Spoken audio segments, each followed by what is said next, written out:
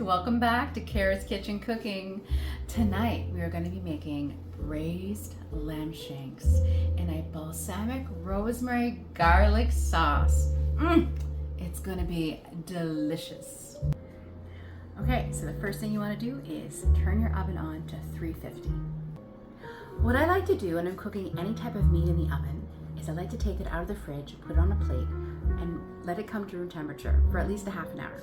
If you're cooking a very large cut of meat, then you might want to take it out like 45 to an hour before. All right, so we are going to start by putting salt and pepper on our lamb shanks. There's no exact measurement here. I'm just gonna drizzle some avocado oil, okay?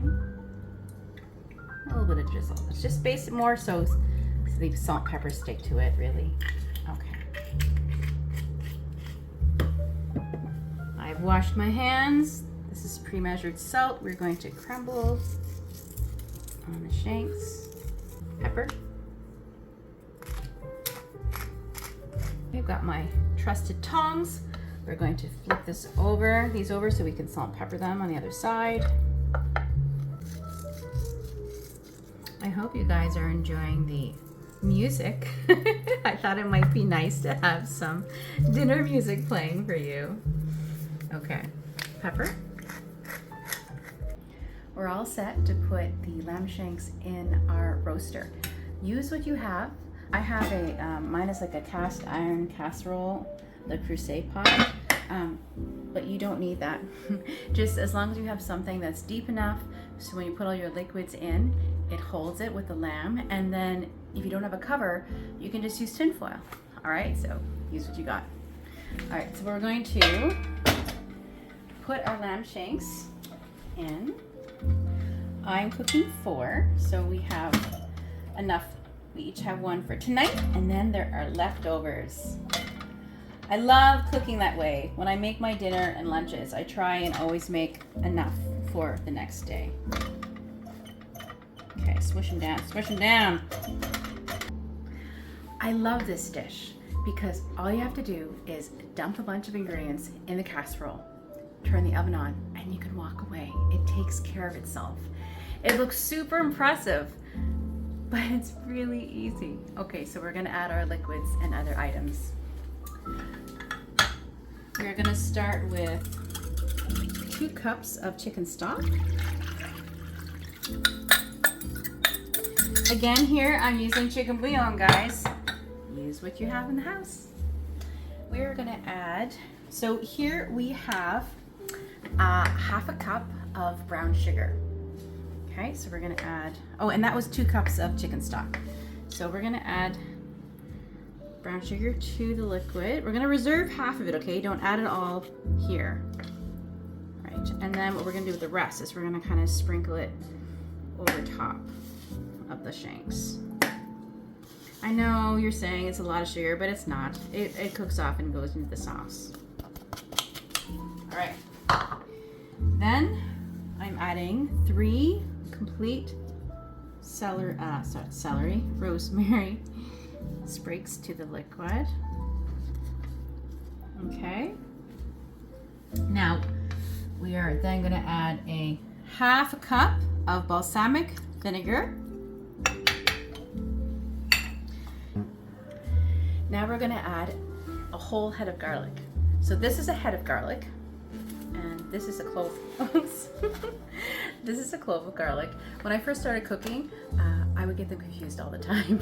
So we want a whole head of garlic, and that's probably about 10 garlic cloves, okay? And garlic, when it cooks, gets really sweet and soft, so don't worry about this, guys.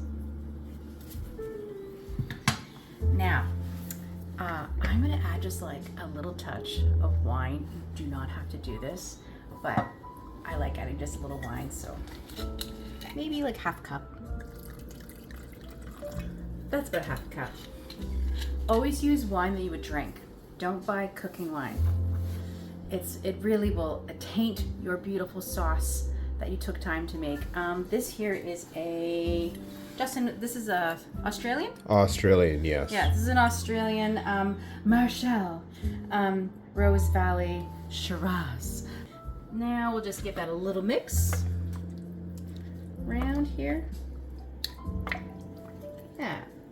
All right. right, so we're gonna cover our lamb up and we're gonna put it in the oven at 350 for 2 hours. When it reaches 2 hours, we're gonna take it out and check it to see if it's to our liking in terms of tenderness. It should be very tender.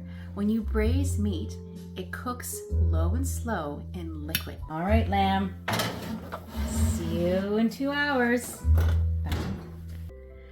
Now don't worry, if you can't find lamb shanks, this would work beautifully with beef shanks.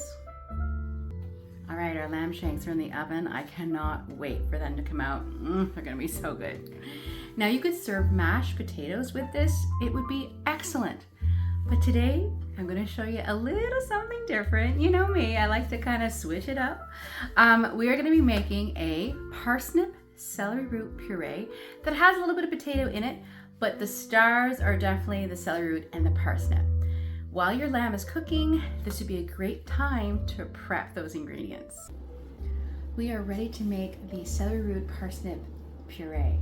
Now guys, I really hope that you pre-measured everything because this really helps prevent kitchen mishaps, okay? I mean, they can still happen, but everything's pre-measured and ready to go. It's so much easier to follow a recipe. We're gonna start with 1 tablespoon of butter. Now you can use the butter of your choice. Does not have, it can be dairy-free. To that, we're gonna add a tablespoon of, I'm using avocado oil here, but you can use any oil that you have on hand. And I'm gonna turn my burner to about a 6. I'm gonna let that heat up. Now we're gonna add a half a cup of onions, okay? And we're gonna cook those until they're translucent, okay? So again, depending on your stove and the pot you're cooking in, that could happen sooner rather than later. Just mix that around a bit, okay? And we're gonna let those cook up until they're translucent. Okay guys, so we are at translucent. You see how they're kind of almost see-through? And we're going to add our veg now. So this is 1 russet potato. Guys, try and cut things, you know, similar sizes, okay? Now this is a whole bag of parsnips. I'm gonna show you what a parsnip looks like, because not everybody knows what a parsnip is. This is a parsnip. Kind of looks like a carrot, but it's white. It's a bit starchier and sweet. Okay, so we're adding we have 1 whole bag of parsnips. Now we are adding 1 entire celery root. So some of you may not know what a celery root is. This is what it looks like. It's pretty gnarly, not the most attractive thing. But guys, they taste super yum. You can also do wonderful salads with celery root if you slice it super thin. Maybe I'll do that at some point. Mix this around so the onions aren't stuck to the bottom. And we're gonna let that kind of cook for like 1 or 2 minutes. And every once in a while, guys, just stir it up. We don't want anything to burn or get stuck to the bottom, okay? We are gonna be adding 1 1/3 cup of chicken stock.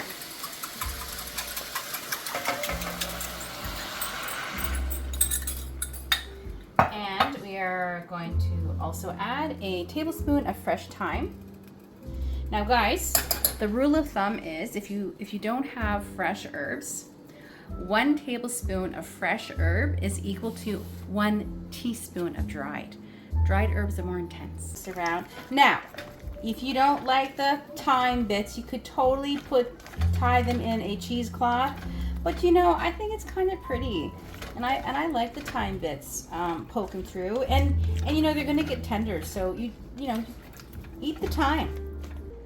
All right, we're gonna follow that gorgeous fresh thyme with a cup of milk. I'm using my low casein milk, and it's a whole milk, but you do you. You could use any non-dairy milk here of your choice. Okay, we're gonna mix that up.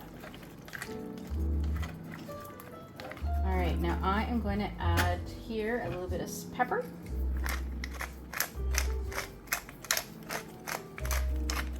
I don't add too much because again, you can't take pepper away. So add a little.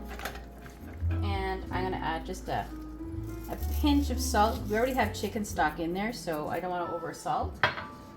You can always add more salt. You should, once it's done, taste it actually to adjust the seasoning. Okay guys, so we are going to cover this and if your burner was at like a 6 or a 7, you're gonna turn that down a little bit and we're gonna let this simmer. All right, so it's been about 20 minutes. I wanna show you what it looks like. Okay, we're gonna turn the heat off. I'm gonna take it off the heat. It is fork tender, guys. Now, what can happen when you simmer something like this is it can boil over. So I tend to start it with the cover on, and then when I hear things kind of rolling, I either turn it down, or you can prop the lid slightly like that, which will prevent the boiling over. Okay? So we're gonna mix this, getting everything collected on the sides. Oh, that really smells delightful. Okay, now at this point, you would grab your emulsion blender. It's like a hand, makes things really soft, turns things into a puree. If you don't have one of those, you can take this and put it in a food processor and turn on pulse until your desired consistency. I'm gonna grab my emulsion blender. So guys, if you want to time this so your puree is done at the same time as your lamb shanks, I would start prepping this half an hour to 40 minutes before. That way it'll all be ready together. Okay, and that also depends on how fast or slow you are. So give yourself a little extra time so you're not rushing and stressing, okay? So just gonna, I love these things. You can make smoothies with them too. Alright, so guys, you see how this is? Now, you could keep going if you want, but I like having it a little bit of texture. Some people like things like ultra smooth. That's kind of where I'm going to stop things. Now, I'm going to taste it to see if it needs any salt or pepper, or maybe a little extra butter. Okay, and this is really hot, so be careful, okay?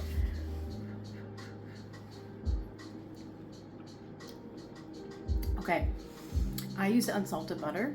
I've started doing that now. I find it better because you can control the amount of salt you add to things. So that needs more butter and it needs more salt.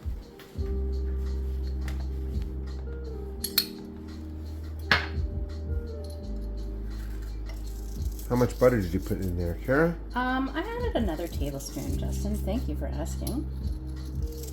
And the salt, I'm just eyeballing it.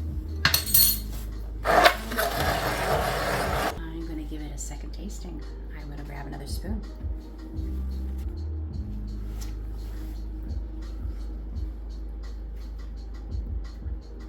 It still needs more salt. There is a lot of parsnip and potato in there, guys, and it's quite a lot. Oh, I forgot to mention, if you are making this recipe, honestly, I think that would be enough for a family of 4, even though, so Justin and I are going to have leftovers, and that's totally fine. So I'm adding more salt.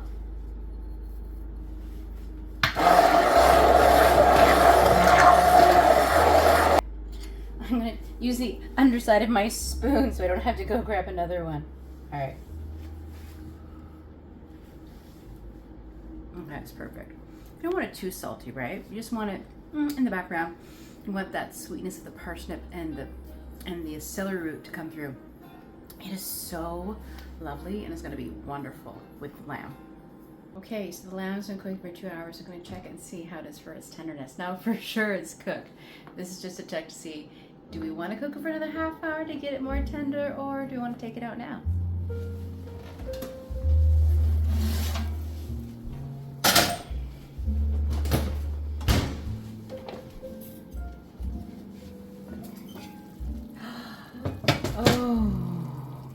Oh, beautiful. Okay, you know what? It's really tender, but I think what I'm going to do is I'm just going to turn it over. Turn the shanks over. My nice clean tongs. So I'm just going to turn these over, and I think I'm going to just cook them for like 10 more minutes, guys.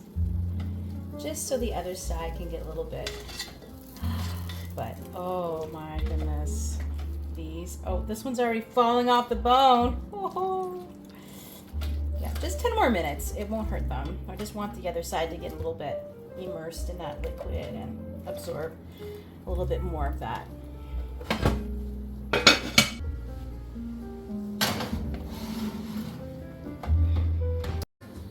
All right, it's been 10 minutes. Oh my goodness, I really do wish there was smell-o-vision, guys, because, oh, oh, gorgeous, gorgeous. Look, watch, how tender. Look at that, fork tender. You're not gonna need a knife. You are not gonna need a knife. We're gonna take the lamb shanks out and put them on a plate for now.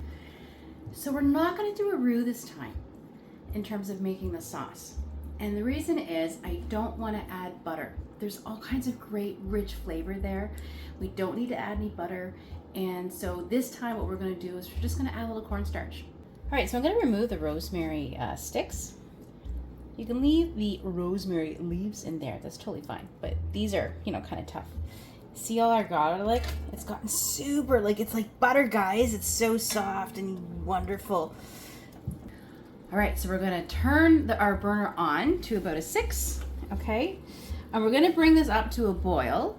And actually, no, maybe it's a little bit too high. We're gonna keep it at a 4. It's already bubbling.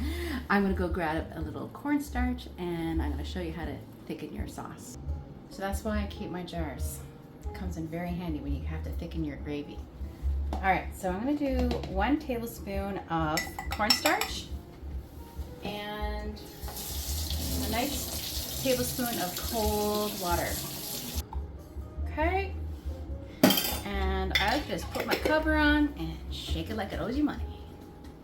So it's gonna go quick, guys, so make sure you have your whisk in hand before you add your cornstarch. We're gonna add our cornstarch. I like to have my spatula also handy because you want to get every last bit of it in there. And guys, I didn't strain the fat this time. You know, a little fat is okay. And we're keeping it simple today, so.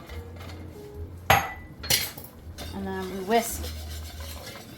Oh my goodness. Make sure also to turn off your burner, because we don't want that to burn. Oh, this is looking amazing. Guys, and if it's too thick, you can always add a little bit more water to it, okay? I've taken off the heat, and I'm just gonna taste it to see if it needs anything. Any pepper, any salt, where we're at here. And this is very hot.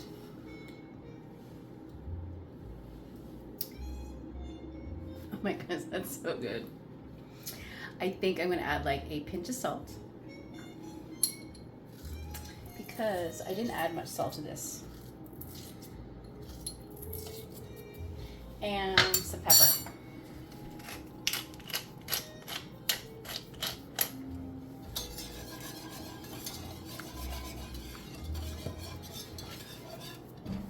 Take the underside of my spoons. I don't have to get another one. Just a quick test here.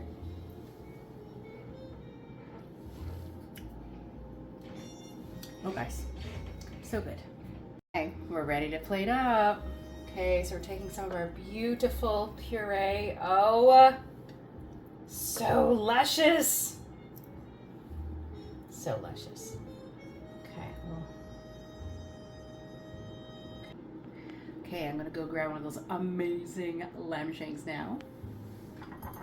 All right, we're gonna just place that right in the middle of our puree. Can it get any better? Well, yes. We're gonna add our sauce. All right, so those aren't lumps, guys, what you're seeing. That's the garlic that's all kind of broken up. And the rosemary and the thyme. Oh.